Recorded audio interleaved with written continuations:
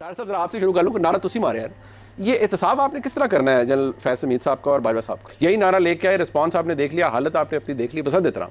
अब मुझे बताएं कि कैसा, मुशर्रफ साहब ने तो फिर कू किया था, मार्शल लॉ लगाया था, तो फैज हमीद साहब को या जनरल बाजवा साहब को क्या सजा दिलवाएंगे? देखिए मैं ये समझता हूँ ये तो वक्त आने पे ऑब्वियसली वो मतलब सर करोगे की तुसी एविडेंस की है थोड़े को, शहबाज साहब रह के गए हैं ना। मेरा तो ये नवाज शरीफ ने नारा लगाया कि मैं इस्टेब्लिशमेंट, जनरल बाजवा, जनरल फैज़, इनका एहतिसाब करूँगा, इनको यूं कर दूँगा, इनको वो कर दूँगा।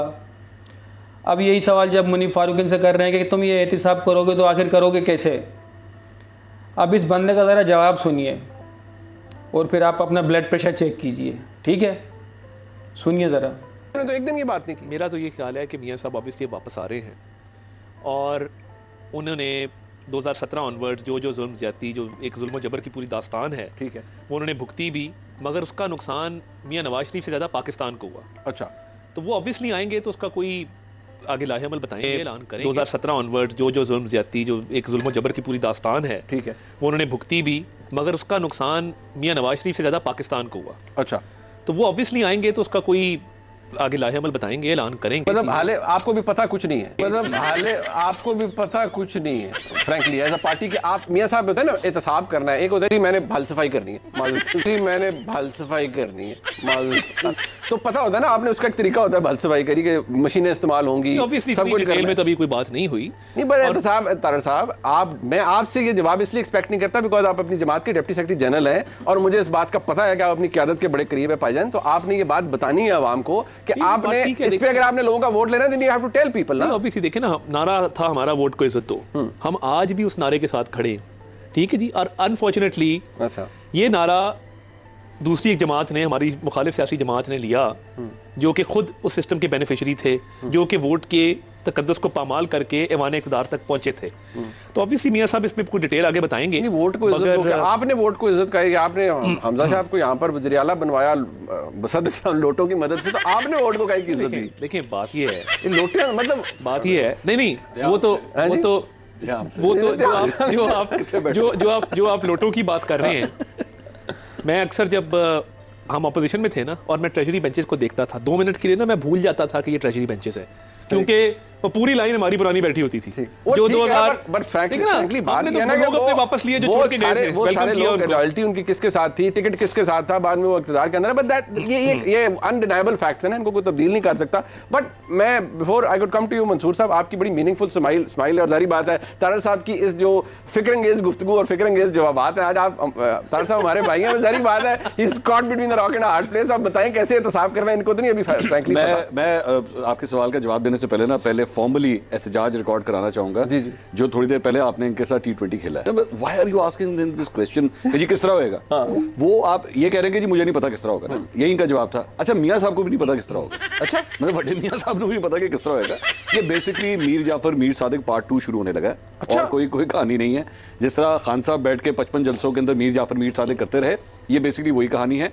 दूसरी बात ये, आपके ख्याल में इन्होंने अभी पाकिस्तान तहरीक इंसाफ के साथ जो पिछले 3 महीने में हुआ, इन्होंने नहीं देखा हुआ? इन्होंने देख लिया है, इनको पता है रेड लाइन क्या है। एक वर्षन उन्होंने खुद भी देखा, उस रेड लाइन से आगे हमने नहीं जाना, हमने नहीं जाना। इनको भी जानना है, ये कुछ नहीं होगा, एब्सोल्युटली कुछ नहीं होगा, तकरीरों की हद तक होगा। ये देखें ज्यादती हो गई, ये बेसिकली पूरी कौम को 2016 से 2018 के फ्रेम में ले जाना चाह रहे हैं।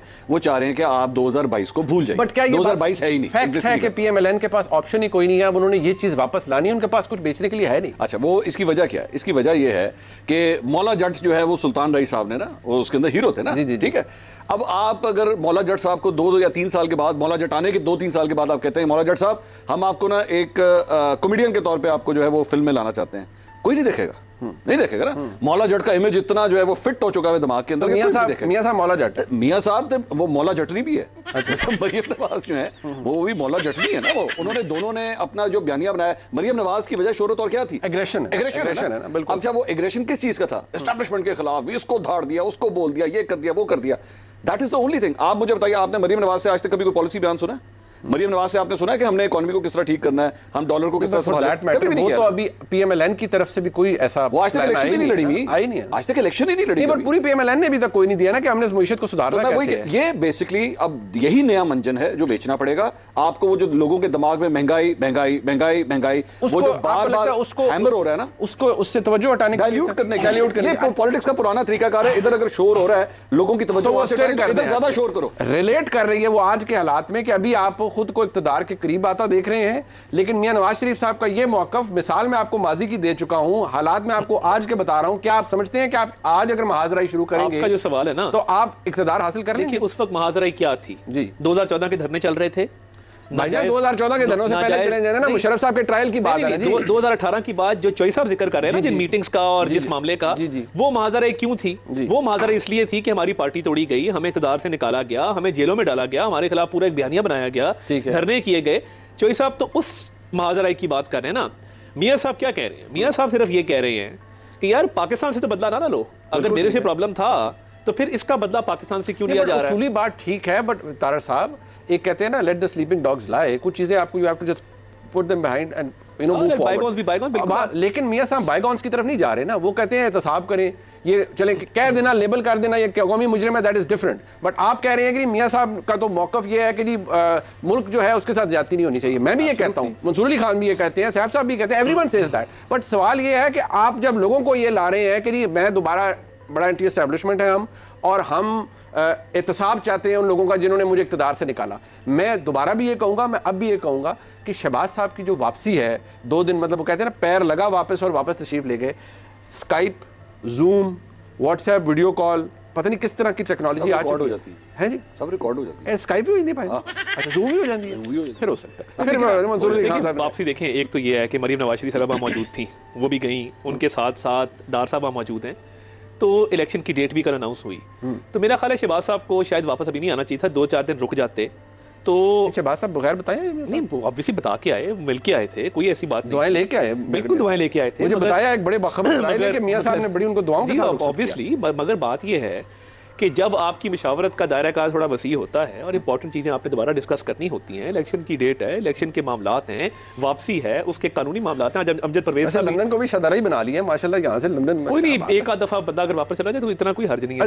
लंदन आ जा सकते हैं। अच्छा, लंदन आया जाया जा सकता है। अच्छा, वैसे मैं देखिए शहबाज साहब वापस तशरीफ गए, डिसीजन मियां साहब का, मर्जी मियां शहबाज शरीफ साहब की। अच्छा मंसूर अली खान साहब, ये जो बयान है, ये आपको लगता है कि ये, क्योंकि देखें फैसल वाडा साहब भी बड़ी कुर्बत रखते हैं, मतलब उनकी भी जारी बात है, ताकतवर लोगों से बड़े ताल्लुकात हैं। नहीं, ये भी बड़ी कुर्बत रखते हैं, आपने इनको हल्का लिया? नहीं, मैं देखिए उनकी भी है। मैं गरीब आदमी हूँ, लेकिन मैं ऐसी रगड़े में आ जाता हूँ। नहीं, वैसे आमतौर पर गरीब ही अन्नी डालते हैं, लेकिन चले आप जैसे गरीब। नवाज शरीफ को अपनी कोई गर्ज नहीं है, उसको तो पाकिस्तान की फिक्र है। अबे यार कुछ शर्म कर, कुछ शर्म कर। मकसद हम बैठे हुए हैं जो यहाँ देख रहे हैं तुम्हें, हमारे मुंह पे क्या लिखा हुआ है? अहमक लिखा हुआ है। अगर इसको अपनी फिक्र ना होती, पाकिस्तान की फिक्र होती, क्यों भागता पाकिस्तान से?